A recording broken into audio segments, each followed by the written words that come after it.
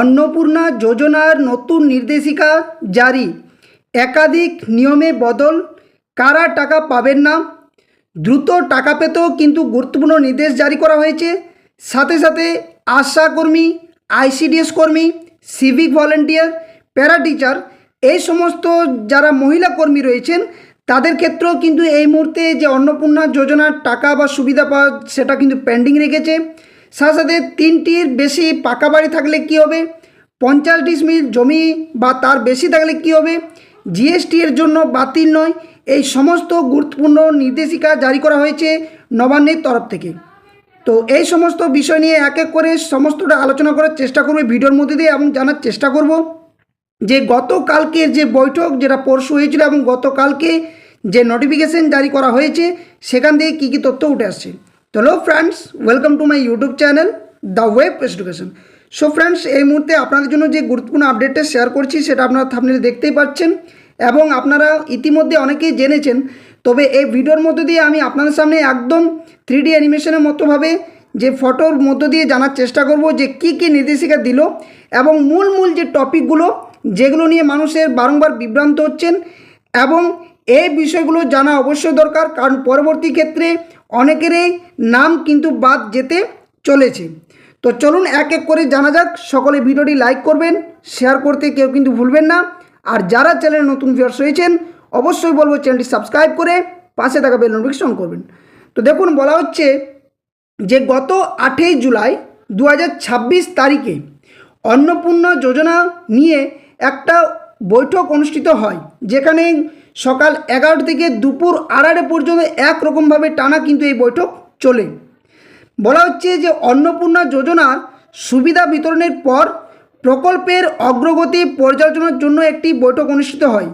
আপনারা জানেন যে এই অন্নপূর্ণা যোজনার টাকা পাওয়ার ব্যাপারে বিভিন্ন ব্লক থেকে শুরু করে বিভিন্ন মিউনিসিপ্যালিটি এলাকা, বিভিন্ন পঞ্চায়েত এলাকাতে একটার পর একটা মহিলাদের বিক্ষোভ দেখা গিয়েছে। হয়তো কারো 1 মাসের টাকা ঢুকেছে, 1 মাসের ঢোকেনি, কারো হয়তো একবারও ঢোকেনি, কারো আবার রিভার্ট দেখা যাচ্ছে, কারো আবার আন্ডার প্রসেসিং দেখা যাচ্ছে, কারো আবার পুরো হোয়াইট স্ক্রিন দেখা যাচ্ছে যখনই স্ট্যাটাস চেক করা হচ্ছে। তো এই নিয়ে যাতে অগ্রগতি ঘটে এবং এই বৈঠকের মধ্য দিয়ে একটা আলোচনা হয় যে সঠিক যারা রয়েছেন, ন্যায্য যারা প্রাপ্য অধিকার যারা রয়েছে তারা কিন্তু টাকা পাবেন। তো বৈঠকে সভাপতিত্ব করেন পশ্চিমবঙ্গ সরকারের মহিলা ও শিশু উন্নয়ন ও সমাজ কল্যাণ দপ্তরের সচিব। বৈঠকে এনআইসি দলের সদস্য, নোডাল ব্যাংকের প্রতিনিধিরা এবং জেলাশাসক, অতিরিক্ত জেলাশাসক, মহকুমা শাসক, ব্লক উন্নয়ন আধিকারিক, কলকাতা পুরসভার কমিশনারের দপ্তরের কর্মকর্তারাও কিন্তু এখানে উপস্থিত ছিলেন ভার্চুয়াল মাধ্যমের। এখানে কি কি প্রশ্ন এখানে উঠে আসছে বা কি কি তথ্য নতুন নতুন, তো দেখুন বলা হচ্ছে যে নাম, প্রথম যেটা বলা হয়েছে যে নাম বা আধার সংক্রান্ত ছোটোখাটো ভুল সংশোধন ব্যবস্থা বা এডিট অপশন চালু করা হবে। অর্থাৎ যেটা গতকালকে আন্ডার ইনকোয়ারি যেগুলো ছিল সেগুলো কিন্তু এডিট অপশন হয়েছে এবং যারা ইনকোয়ারি অফিসার তারা নিজেরাই কিন্তু এগুলো ঠিক করে দিচ্ছেন। অনেকেরই দেখা গেছে, কারণ যেহেতু আমি এই যে কাজের সাথে যুক্ত সেই হিসেবে বলতে পারছি বিষয়টি, যে অনেকেরই দেখা গেছে যে স্বামীর যেখানে আধার কার্ড দরকার সেখানে তার স্ত্রীর আধার কার্ড রয়েছে, কোনো জায়গায় দেখা গেছে তার স্ত্রীর আধার কার্ড যেখানে দরকার সেখানে তার বাচ্চার আধার কার্ড রয়ে গেছে। এই সমস্ত একটার পর একটা সমস্যা। কোনো ব্যক্তি দেখা যাচ্ছে কোনো আধার কার্ড বা ভোটার কার্ডে আপলোড করার নেই, যেখানে অনলাইন অফলাইন দুইভাবে করা হয়, জানি না কীভাবে সাবমিট হয়েছে কিন্তু এগুলো রয়েছে। তো সেগুলোর এডিট অপশান দিয়েছে। এবার কিন্তু যে রিভার্ট যেটা রয়েছে, রিভার্টগুলোর এডিট অপশান আগামী কয়েকদিনের মধ্যে কিন্তু দেবে এবং সেখান থেকে রিভার্ট যাদের হয়ে রয়েছে তারাও কিন্তু এই সুবিধা পাবেন এবং এডিট করার জায়গাটা থাকবে। এনআইসি জানিয়েছে এখানে যে এটি ইনকোয়ারি অফিসার এবং যারা ভেরিফায়ার সে পর্যায়ে দ্রুত উপলব্ধ করা হবে। এবং আজকে বলে রাখি, আজকে অর্থাৎ 10 তারিখ লাস্ট ডেট। এই আজকের মধ্যে সমস্ত যে আন্ডার ইনকোয়ারি যেগুলো ছিল সেগুলো ভেরিফাই এবং এডিট এগুলো কিন্তু আজ পর্যন্ত করা যাবে। পরবর্তী সিদ্ধান্ত অবশ্যই নেবে, তবে আজ পর্যন্ত 10 তারিখ 10ই জুলাই পর্যন্ত এগুলোর যে এডিট অপশান সেগুলো চালু রয়েছে এবং করা যাচ্ছে। ওকে, নেক্সট তারপর কী তথ্য উঠে আসছে না, মাঠ পর্যায়ে অর্থাৎ ফিল্ড ইনকোয়ারি যারা, সেক্ষেত্রে কেউ যদি অযোগ্য প্রমাণিত হয় পরে পোর্টালে তার আবেদন বাতিল বা রিজেক্ট করারও কিন্তু ব্যবস্থা থাকবে। অর্থাৎ এই যে ইনকোয়ারিগুলো চলছে সেখানে যদি পুরোপুরি দেখা যায় যে তিনি অযোগ্য এবং অযোগ্যর জন্য কি কি দরকার সেগুলো আগেই ক্রাইটেরিয়া সরকার তরফ থেকে দেওয়া হয়েছিল, সেক্ষেত্রে কিন্তু যারা ইনকোয়ারি অফিসার ওনারা কিন্তু বাতিল করতে পারবেন বা রিজেক্ট করতে পারবেন। এছাড়া ফেরত অর্থাৎ যাদের রিভার্ট হওয়া আবেদনগুলো ইনকোয়ারি অফিসার পর্যায়ে দেখা যাবে, অর্থাৎ এটা কিন্তু এখনও পর্যন্ত দেয়নি, তবে খুব দ্রুত এগুলো কিন্তু ইনকোয়ারি অফিসারদের কাছে আসবে। এটা কিন্তু গত 8 তারিখের বৈঠকে উঠে এসছে। নেক্সট তারপর কী বলা হচ্ছে, এখানে একটা গুরুত্বপূর্ণ বিষয় যেটা বললাম প্রথমে আপনাদের, যে যারা অঙ্গনওয়াড়ি কর্মী তার মধ্যে AWW এবং AWH, আশা কর্মী, সিভিক ভলেন্টিয়ার, প্যারা টিচার প্রভৃতি অন্নপূর্ণা যোজনার সুবিধা পাবেন কিনা, এই উত্তরে জানানো হয়েছে যে কি বলছে না, বর্তমানে তারা সরকারি ক্ষেত্রে কর্মরত এবং মাসিক সম্মানী বা পারিশ্রমিক পান, তাই এই সমস্ত কর্মচারীদের আবেদন এই মুহূর্তে অনুমোদন করা হবে না, পরবর্তীতে সেটা নিয়ে ভাবা হচ্ছে। তবে বলে রাখি, এখানে অনেকে হয়তো ভাবছেন যে সিভিক ভলেন্টিয়ারদের তাহলে স্ত্রীরা কি পাবেন না, বা প্যারা টিচারদের স্ত্রীরা অবশ্যই পাবেন। শুধুমাত্র এই যে AWW বা AWH বা আশা বা সিভিক ভলেন্টিয়ার বা প্যারা টিচার, এরা যারা মহিলা রয়েছেন কর্মরত হিসেবে তারা কিন্তু এই সুবিধা পাবেন না। এটা কিন্তু স্পষ্টভাবে নারীদের পুষ্টি এবং সামাজিক নিরাপত্তার জন্য পশ্চিমবঙ্গ সরকারের একটি গুরুত্বপূর্ণ উদ্যোগের ভিত্তিতে এটা কিন্তু বলা হয়েছে।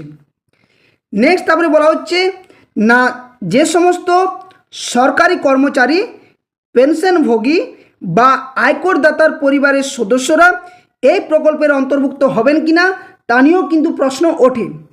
তখন কি জানানো হয় না, জানানো হয় যে এই ধরনের পরিবারের আবেদনকারীদের আপাতত অনুমোদিত তালিকায় রাখা হবে না। এটা কিন্তু ভেরি ভেরি ইম্পর্ট্যান্ট বলা হচ্ছে। কি, যদিও অনেকেই টাকা পেয়ে গেছেন কিন্তু এটা রিজেক্ট হতে পারে, অর্থাৎ যাদের পরিবারের মধ্যে যে কেউ আবেদনকারীদের আপাতত অনুমোদন দেওয়া হবে না, কাদের না, যারা পেনশনভোগী রয়েছেন, সরকারি কর্মচারী রয়েছেন, বা যারা আয়করদাতার আয় দিয়ে থাকেন বা কর দিয়ে থাকেন, তারা কিন্তু এই সুবিধা পাবেন না। অর্থাৎ কি না, প্রকৃত দরিদ্র এবং যোগ্য মহিলাদের অগ্রাধিকার দেওয়া হবে, এই বিষয়ে স্পষ্টীকরণভাবে জানিয়ে দেওয়া হয়েছে। নেক্সট তারপরে কী তথ্য উঠে আসছে না, সিঞ্চনা, এই সিঞ্চনা বাগানের শ্রমিকরা এই প্রকল্পের জন্য যোগ্য কিনা সে বিষয়েও কিন্তু প্রশ্ন তোলা হয়। তো সবাই এই বিষয়ে বিস্তারিত তথ্য ও নথি চাওয়া হয়েছে এবং পরবর্তী নির্দেশ না আসা পর্যন্ত এদের আবেদনের বিষয়ে সিদ্ধান্ত স্থগিত রাখা হয়েছে। অর্থাৎ এই সমস্ত এলাকায় যারা কর্মী রয়েছেন তারা কিন্তু এই মুহূর্তে এই যোজনার সুবিধা পাবেন না, এটা কিন্তু বলা হয়েছে।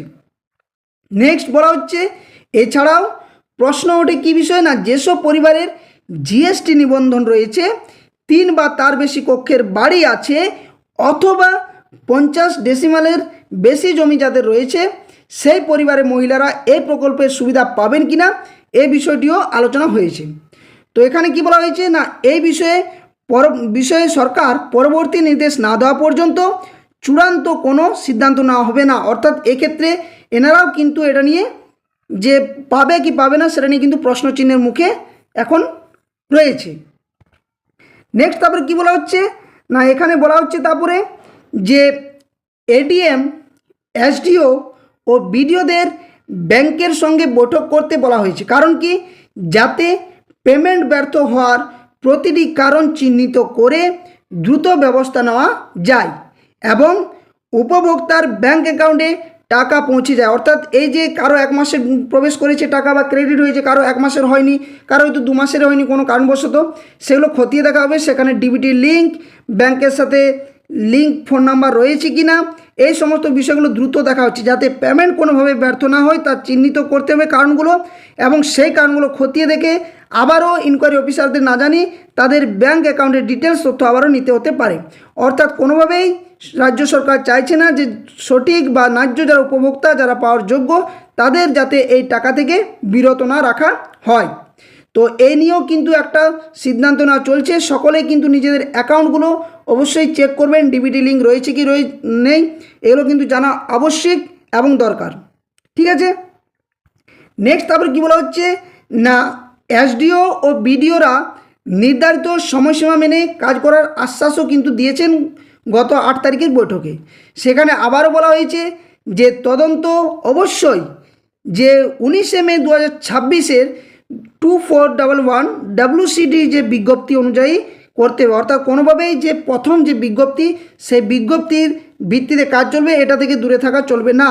এবং এখানে বলা হচ্ছে যে ASDD অর্থাৎ এসআরভুক্ত যারা ASDD তালিকায় যারা রয়েছেন তাদের মানদণ্ড ভালোভাবে যাচাই করতে হবে। অর্থাৎ কোনোভাবেই যদি কেউ ভুল তথ্য দিয়ে থাকেন, ইনকোয়ারি অফিসাররা যদি ধরে ফেলেন তাহলে তো রিজেক্ট হবেই, অথবা যদি কোনোভাবে সেখান থেকেও পার পেয়ে যান এবং যদি টাকা পেয়ে থাকেন, পরবর্তী ক্ষেত্রে সেই তদন্তের ভিত্তিতে তাদের টাকা ফেরত কিন্তু দিতে হতে পারে।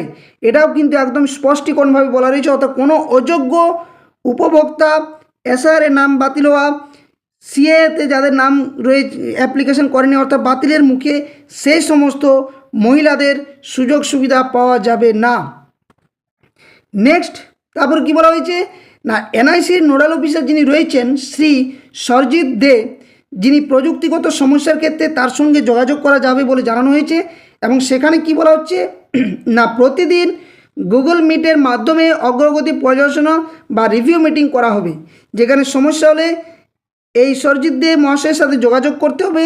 প্রযুক্তিগত সমস্যা সমাধানের দ্রুত ব্যবস্থা হবে, প্রতিদিন অগ্রগতির জন্য পর্যালোচনা করা হবে এবং নির্ভুলভাবে তথ্য পৌঁছে দেওয়া, এবং সবার লক্ষ্য হচ্ছে কি না, উপভোক্তার অ্যাকাউন্টে যে টাকা সেটা কিন্তু পৌঁছে দেওয়া।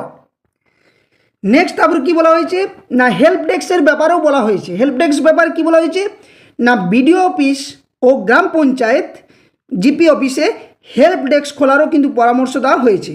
অর্থাৎ যেখানে যাতে আবেদনকারীরা তাদের আবেদনের সঠিক ব্যবস্থা বা অবস্থা সহজে জানতে পারবেন, আবেদন জমার সমস্যার সহায়তা, আবেদনের সঠিক অবস্থার সমস্যা, প্রয়োজনীয় তথ্য পরামর্শ এবং সকল সমস্যা দ্রুত যাতে সমাধান হয়, সেই জন্য এই হেল্প ডেস্ক খোলা হবে কোথায় না, ব্লক অফিসে এবং নিজ নিজ গ্রাম পঞ্চায়েত অফিসে। মিউনিসিপ্যালিটি এলাকার ক্ষেত্রেও ঠিক একইভাবে হেল্প ডেস্ক খোলা হবে।